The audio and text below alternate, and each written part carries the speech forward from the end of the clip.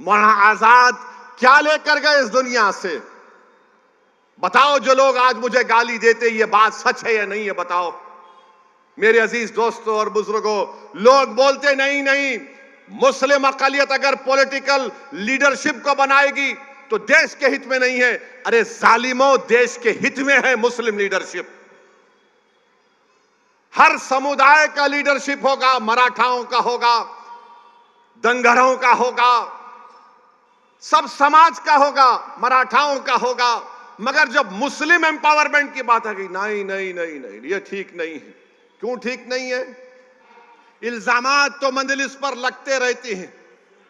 अब ये आपके महाराष्ट्र के deputy chief minister Fadnavis Aurangabad को आके बोले, सुन ले असदुद्दीन ओवैसी, सुनो देवेंद्र फडणवीस, तुम अमित शाह और मोदी तीनों बैठकर भी मेरी जबान का मुकाबला नहीं कर सकते, याद रखो।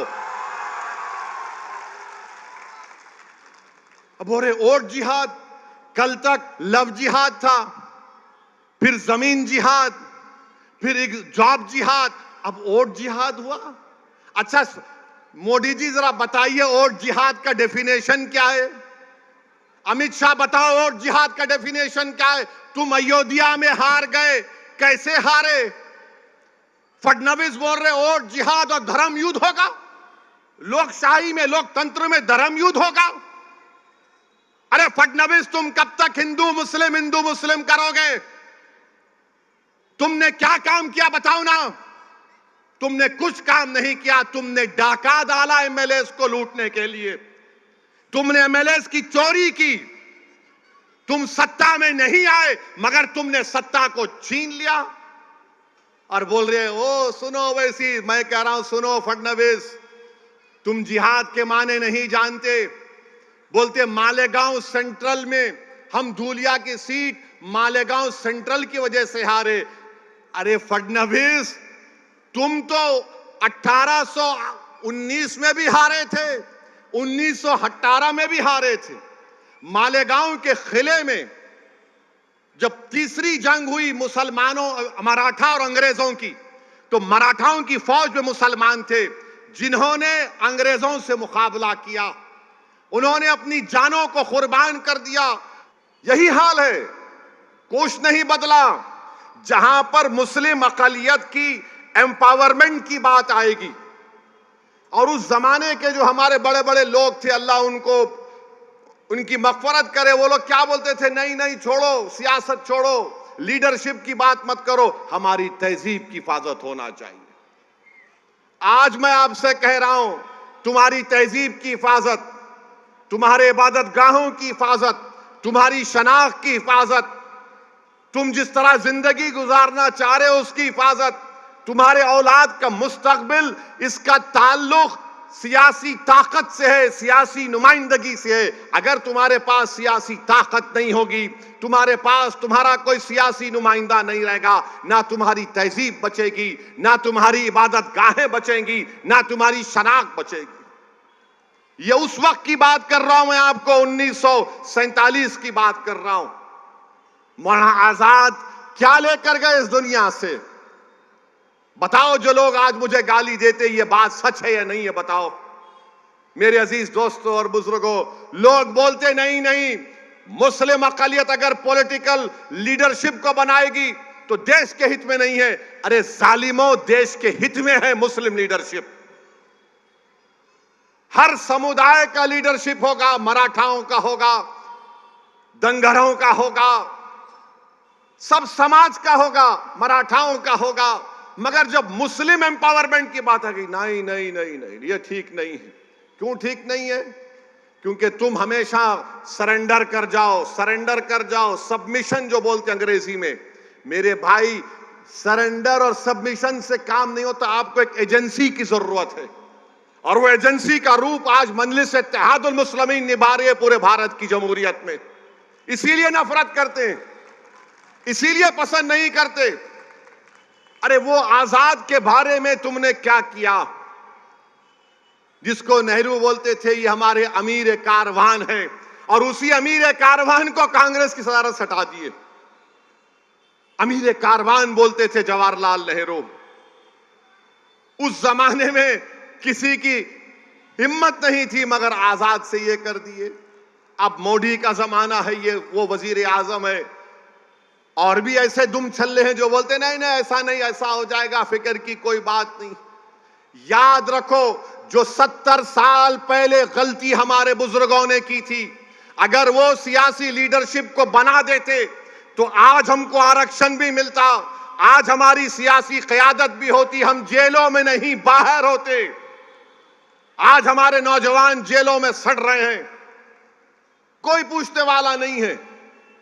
मेरे अजीज दोस्तों और बुजुर्गों, ये पैगाम मैं आपको आज देना चाह रहा था, मौलाना आजाद की यौम पैदाइश को सामने रखकर। मौलाना आजाद की बहुत सी बातें हैं, जब किसी और वक्त में इंशाअल्लाह बोलूंगा मैं, मगर इतना तो बोलूंगा कि सियासी लीडरशिप को बनाओ। मौलाना आजाद को लोग मजबूर कर दिए थे। सरजमीन दक्कन पर पुलिस एक्शन हुआ। पंडित सुंदर लाल की रिपोर्ट है, नेहरू लाइब्रेरी में जाकर पढ़िए। सुंदर लाल ने लिखा कि हैदराबाद में जो पुलिस एक्शन हुआ तो 40,000 से ज्यादा लोगों का कत्लेआम हुआ, और यही कांग्रेस पार्टी ने मौलाना आजाद को मजबूर कर दिया बोलने के लिए, हां ये तो एक्शन का रिएक्शन है। आपको मालूम, कभी आपने पढ़ा कि 1950 और 60 के दहे में 8 लाख बंगाली मुसलमानों को भारत से निकालकर फेंक दिया गया था? तुमने पढ़ा कहीं पर? तुमको कोई नहीं बोलेंगे, मैं बता रहा हूं कब हुआ था ये।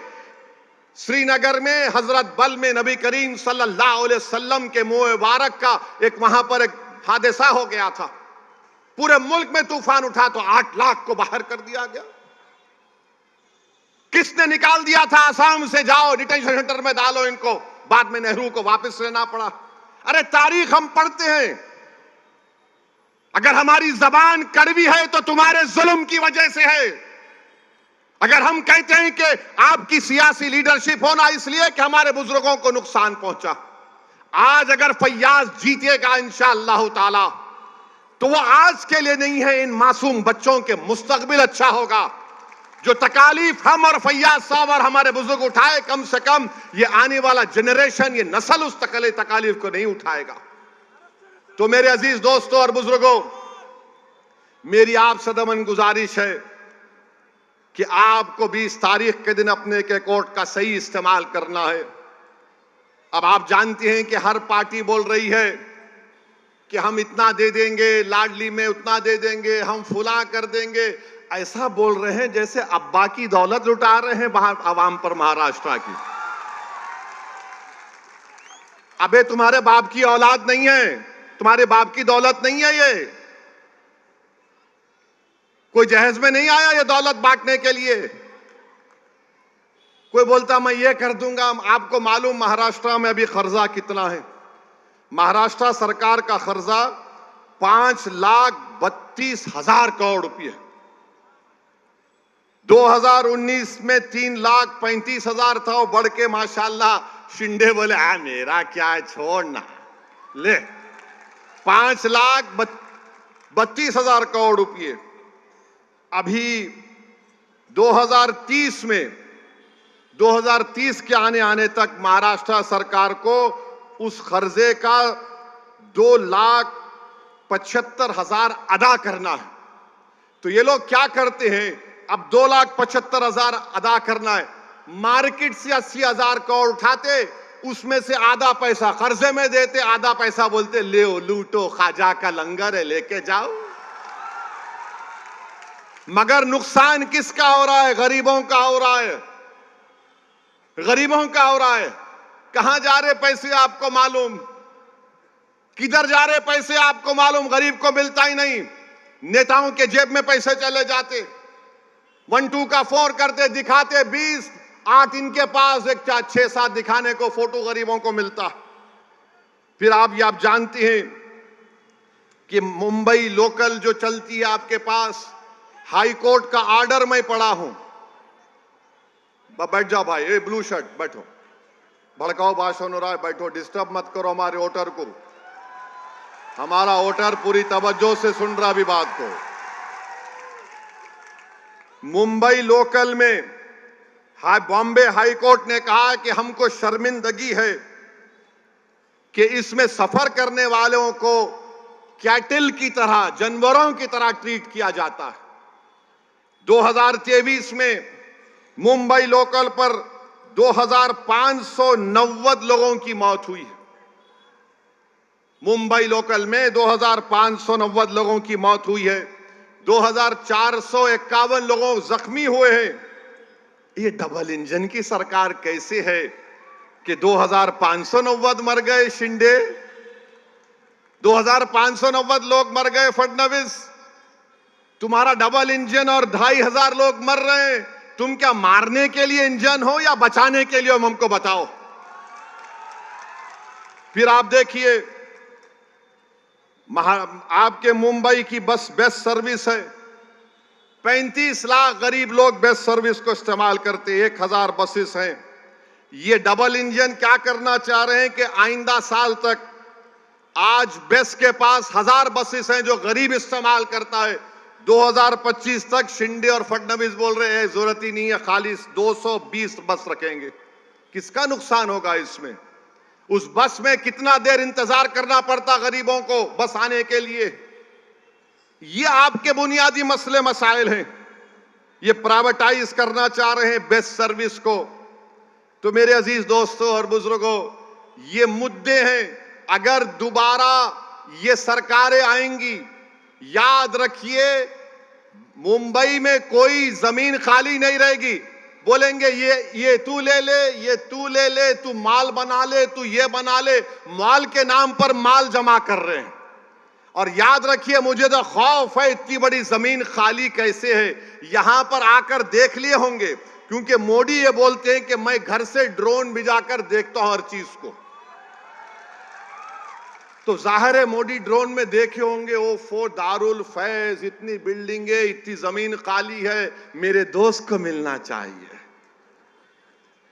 आज जो बड़ी बड़ी बातें करते हैं बीजेपी शिंदे वाले, अरे 1,80,000 करोड़ के 2 प्रोजेक्ट गुजरात चले गए, फॉक्सकॉन का और टाटा एयरबस का। इन लोगों को शर्म नहीं आती कि यहां पर महाराष्ट्र में आएंगे। महाराष्ट्र अगर ताकतवर रहेगा, मुंबई भारत का फाइनेंशियल कैपिटल है, अगर वो ताकतवर रहेगा तो देश ताकतवर रहेगा। मगर बीजेपी के लोग बोलते नहीं नहीं नहीं, यहां से जो भी है निकालो, बाहर लेकर जाओ। और कर क्या रहे हैं?